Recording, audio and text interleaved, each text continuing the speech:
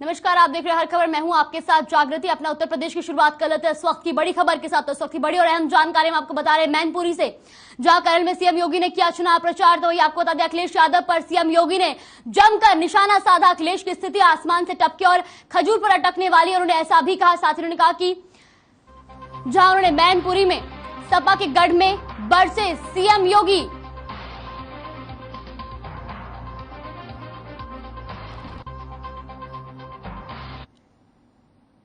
वही मैनपुरी के करहल में क्या कुछ कह रहे हैं सीएम योगी आदित्यनाथ, आइए आपको सुनवाते हैं।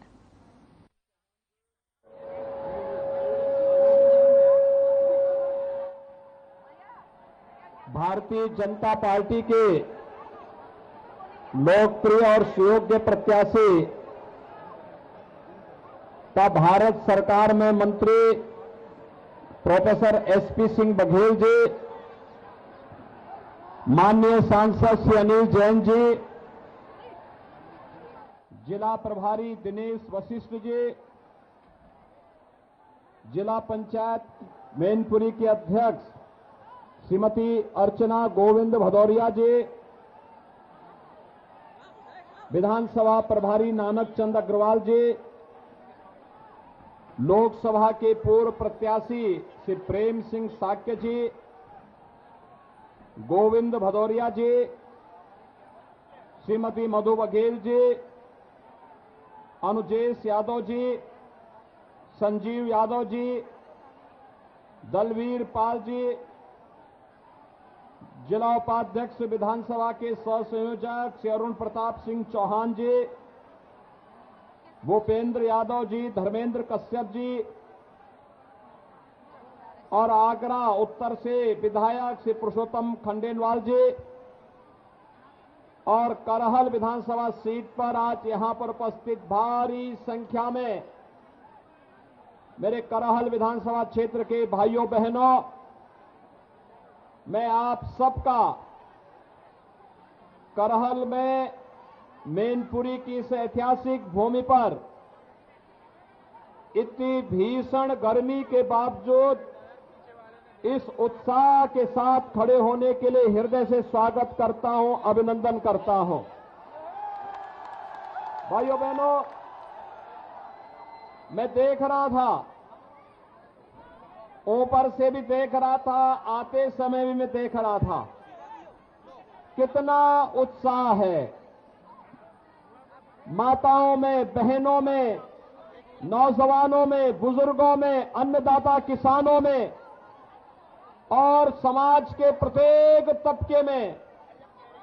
और हम लोगों को लगता है कि वास्तव में प्रोफेसर एसपी सिंह बघेल ने करहल में आकर के यहां के विकास को एक नई गति देने का संकल्प जो लिया है, आज समाजवादी पार्टी की चूड़ें उससे ही हिल गई हैं। भाइयों बहनों, आज पूरे प्रदेश में जो अपार उत्साह और आशीर्वाद भारतीय जनता पार्टी की डबल इंजन की सरकार को आम जनमानस का मिल रहा है, उसके पीछे 5 साल की वह साधना है, जिस साधना के परिणाम स्वरूप आज मैं कह सकता हूं कि 5 साल पहले जो जनता जनार्दन के लिए प्रधानमंत्री मोदी जी के मार्गदर्शन और प्रेरणा में भारतीय जनता पार्टी की सरकार ने प्रदेश के अंदर बिना भेदभाव के विकास की योजनाओं को आगे बढ़ाया, सुरक्षा का एक माहौल दिया और लोक कल्याणकारी, गरीब कल्याणकारी योजनाओं को हर व्यक्ति तक बिना भेदभाव के पहुंचाया। आज उसका परिणाम है कि प्रदेश की जनता जनार्दन का आशीर्वाद भारतीय जनता पार्टी को ब्याज सहित आज प्राप्त हो रहा है। मैं इसके लिए आप सबका हृदय से अभिनंदन करता हूं, स्वागत करता हूं। भाइयों बहनों, समाजवादी पार्टी के लोग आज बौखला गए हैं।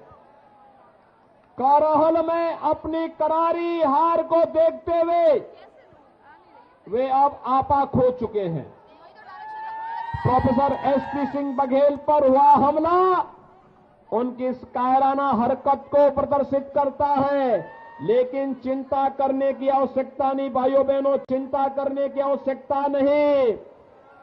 याद करना, हमने 5 साल के अंदर समाजवादी पार्टी के संरक्षण में पलने वाले पेशेवर गुंडे और अपराधियों के खिलाफ बिना किसी मान बनोबल के कार्रवाई की है।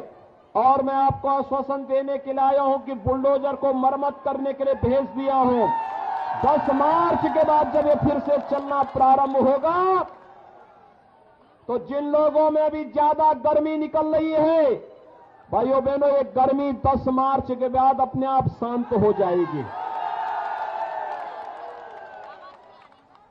भाइयों बहनों, मुझे बताया जा रहा है कि समाजवादी पार्टी के गुर्गे जगह जगह जाकर के भारतीय जनता पार्टी के कार्यकर्ताओं को, समर्थकों को धमका रहे हैं। लेकिन अब ये धमकीबाज बहुत ज्यादा समय तक नहीं चल पाएंगे। चुनाव की प्रक्रिया 10 मार्च को संपन्न हो जाएगी और 10 मार्च के दिन जब भारतीय जनता पार्टी प्रचंड बहुमत की सरकार बनाएगी, तब आप देखना फिर क्या प्रदेश के अंदर कानून का राज कैसे स्थापित होता है और कानून का राज फिर से प्रदेश की जनता जनार्दन देखेगी। भाइयों बहनों, जो ये उत्साह है आप लोगों का, ये उत्साह वास्तव में वास्तविक उत्साह है। मैं कल देख रहा था, जिस दिन नामांकन करने के लिए समाजवादी पार्टी के प्रत्याशी करहल में आए थे, उन्होंने कहा अब दोबारा सर्टिफिकेट लेने के लिए आऊंगा। लेकिन प्रोफेसर एसपी सिंह बघेल जी ने उनको 5वें दिन ही वापस यहां आने के लिए मजबूर कर दिया। वे बौखलाए हैं, परेशान हैं, आसमान से टपके और खजूर में अटके वाली स्थिति उनकी हो गई है। वैसे आप बहुत बुद्धिमान हैं। याद करना, आजमगढ़ ने उन्हें सांसद चुना और कोरोना कालखंड में एक भी बार आजमगढ़ नहीं गए, इसलिए वहां से उन्होंने लड़ने का साहस नहीं किया। उनको लगा कि नेताजी की विरासत को मैं हथिया लूं। एक तो आप देख रहे होंगे, मुझे कल एक तस्वीर से आज के समाचार पत्रों में बड़ी हंसी आई और बड़ी मैं अफसोस भी कर रहा था। बेचारा शिवपाल जो प्रदेश का नेता था, कल उसको बैठने के लिए कुर्सी भी नहीं मिली।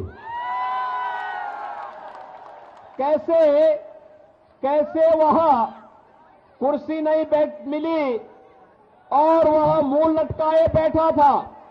क्या दुर्गति थी उसकी।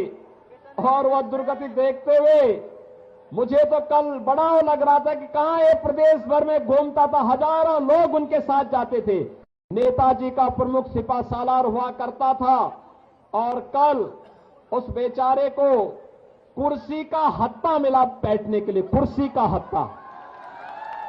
यानी आज के दिन पर अगर किसी व्यक्ति को आप दुर्गति का जीता जागता नमूना देख सकते हैं, तो शिवपाल यादव उसका एक जीता जागता नमूना आपको मिल जाएगा। और दूसरा, नेताजी भी बहुत होशियार हैं। कल वे आए थे, वे जानते हैं करहल की जनता फैसला कर चुकी है कि प्रोफेसर एसपी सिंह बघेल ही उनका नेता होगा। तो नेताजी ने कल यही कहा कि भाई ठीक है, तुम लोग जो चाहो तय कर लो, अपना विधायक चुन लो। दूसरा व्यक्ति बोला जा रहा है कि नाम बोल दीजिए, नाम बोल दीजिए। वो कह रहे कौन लड़ रहा है यहां से सपा का प्रत्याशी, मुझे तो पता ही नहीं है। अब ये दुर्गति हो गई हो कि बाप पुत्र का नाम न जान रहा हो। तो भाइयों बहनों, ये सपा की पूरे प्रदेश के अंदर की दुर्गति को भी प्रदर्शित करता है। और इसीलिए आज मैं आपका आह्वान करने के लिए आया हूं कि भाइयों बहनों, मैनपुरी में पहली बार भारतीय जनता पार्टी 4 की 4 सीटों पर अपनी विजय पताका फहराएगी। मैनपुरी है, करहल है, भोगांव है, किसनी है, चारों पर भारतीय जनता पार्टी जीतेगी। लेकिन इसके लिए हम लोगों को अभी भी निश्चिंत नहीं होना है, क्योंकि जिन लोगों ने प्रदेश को पूरी तरह चर करके बर्बाद करने का कार्य किया हो, जिन लोगों ने करहल को उसकी पहचान दिलाने का नहीं, मैं देख रहा था कितनी गरीबी है, कितनी बदहाल स्थिति है, कितना बेरोजगारी है और किस हद तक जाकर के लोगों का शोषण किया गया है।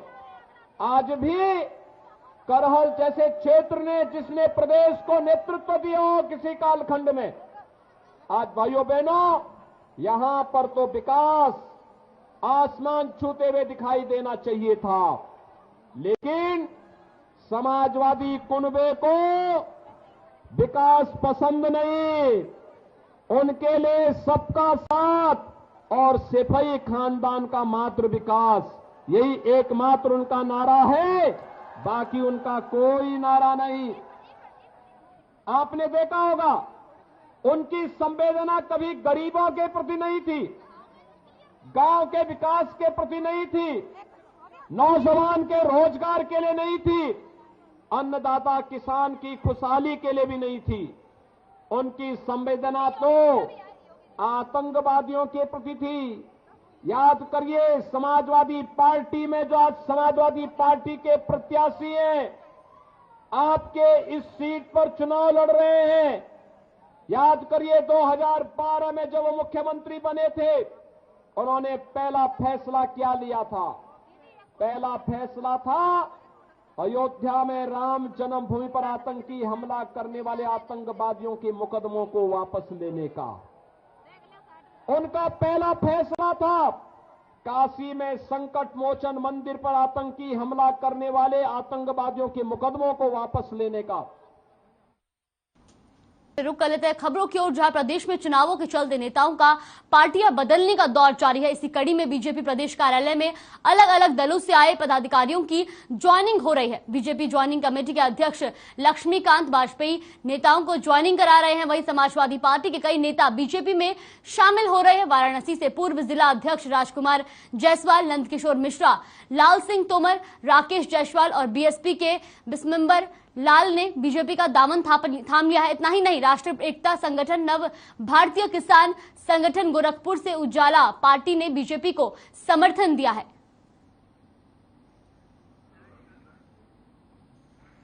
ये तस्वीरें भी आप देख सकते हैं, जहां तमाम पार्टी के कई अलग अलग दलों के नेता बीजेपी का दामन थाम रहे हैं। तो इस दौरान नेताओं का पार्टी बदलने का दौर जारी है। इस ज्वाइनिंग प्रक्रिया को आगे बढ़ाते हुए मैं चौथे चरण के चुनाव को लेकर तमाम पार्टियां जोर शोर से तैयारियों में जुटी है। नेता लगातार डोर टू डोर कैंपेन कर रहे हैं। वहीं लखनऊ पश्चिमी विधानसभा से कांग्रेस प्रत्याशी शाहाना सिद्दीकी खड़ी है। इनके समर्थन में कांग्रेस वरिष्ठ नेता आचार्य प्रमोद कृष्णन राजीरामपुरा इलाके पहुंचे और मंदिर में दर्शन करने के बाद शाहाना सिद्दीकी को राम वस्त्र भेंट किया। साथ ही लोगों से जम संपर्क किया और शाहाना सिद्दीकी को जिताने की अपील की। इस मौके पर प्रत्याशी शाहाना सिद्दीकी ने कहा कि जनता उन्हें अगर पश्चिमी सीट से विजय दिलाती है तो वह क्षेत्र का विकास करेंगी, जो भी मूलभूत समस्याएं हैं उसका निस्तारण करेंगी।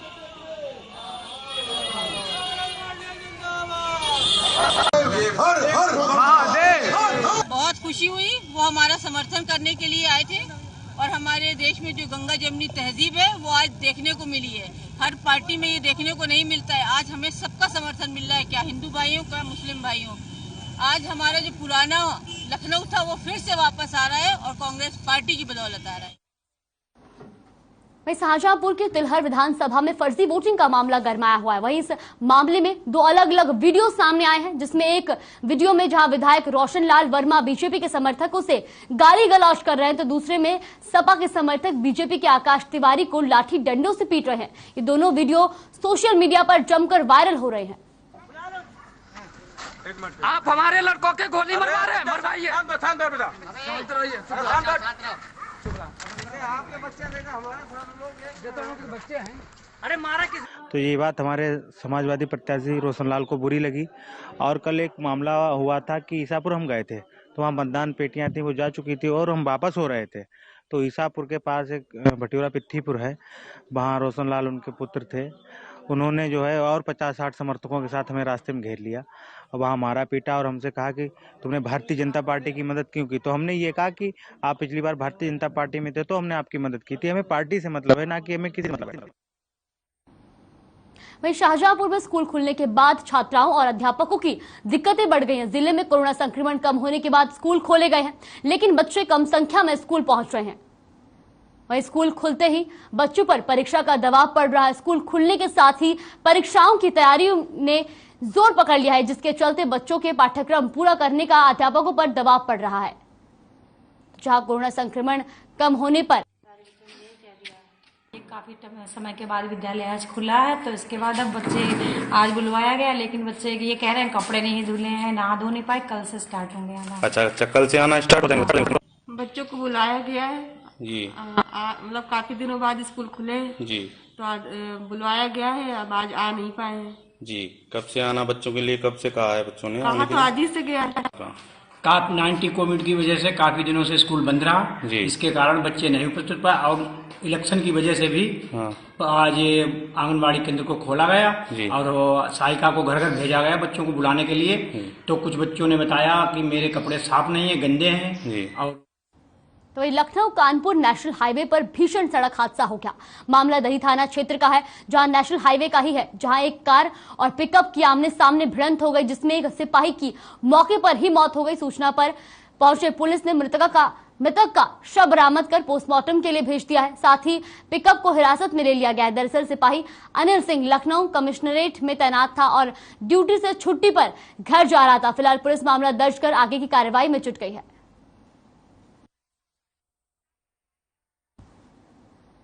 तो वहीं जहां इस हादसे में एक सिपाही की मौत हो गई, तो वहीं आपको बता दें कि पुलिस मौके पर पहुंची और पुलिस ने शव को पोस्टमार्टम के लिए भिजवा दिया है। साथ ही पुलिस अब मामले की जांच में जुट गई है।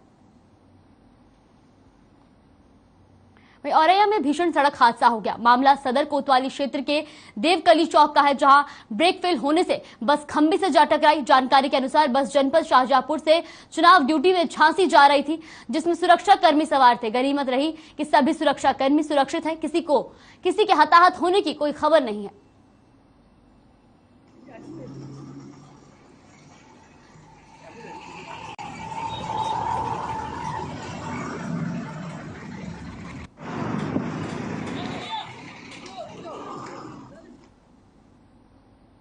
लखनऊ में अपराधों का सिलसिला जारी है। मामला मंडियावा के जानकीपुरम का है, जहां एक घर में घुसकर कुछ लोगों ने स्टेट बैंक के डिप्टी मैनेजर की धारदार हथियार से गला रेत कर हत्या कर दी। सूचना पर पहुंची पुलिस ने घटनास्थल का जायजा लिया। वहीं पुलिस के तमाम अधिकारियों समेत डॉग स्क्वाड भी मौजूद रहा।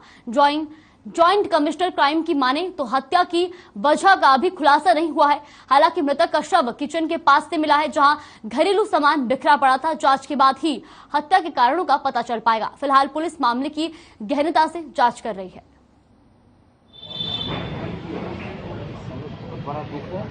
ये रिटायर्ड बैंक के अधिकारी थे और अपने घर में अपने पत्नी के साथ और कोई लोग रहते थे। तो आज इनके मृत शरीर जो है इनके घर के अंदर पाया गया है, किचन और बेडरूम के बीच वाले कॉरिडोर में। इसी धारदार हथियार से इन पर वार किया गया है और घर के अंदर कुछ सामान अस्त व्यस्त दिख रहा है। फिलहाल जी अपना उत्तर प्रदेश में बस इतना ही। बने रहिए हमारे साथ। नमस्कार।